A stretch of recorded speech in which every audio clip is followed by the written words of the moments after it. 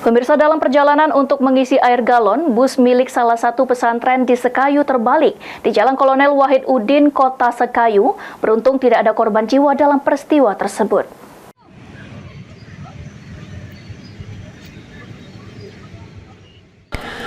Bus engkel milik salah satu pesantren di Kota Sekayu mengalami laka lantas tunggal di Jalan Kolonel Wahid Udin, Kota Sekayu pada Rabu 29 Mei 2024.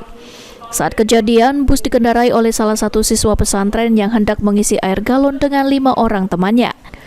Namun naas di tengah perjalanan bus tersebut tiba-tiba oleng lalu terbalik. Beruntung tidak ada korban jiwa dalam peristiwa ini, sementara untuk sopir dan para penumpang lainnya hanya mengalami luka ringan dan langsung dibawa ke rumah sakit terdekat untuk mendapatkan perawatan medis. Gimana? Kronologisnya gimana, Bu?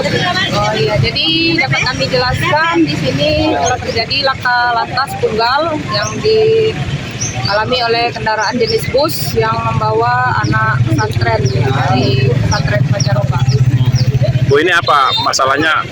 Kalau keterangan dari saksi yang ada di TKP, tadi kendaraannya lurus terus oleng dan terbalik sendiri.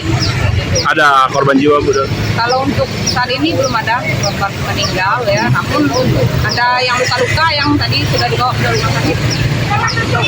Isi di dalam bus itu ada berapa orang, Bu? Tadi penumpangnya ada 6. Ada 6. 6 itu termasuk sopirnya? Sopirnya 1.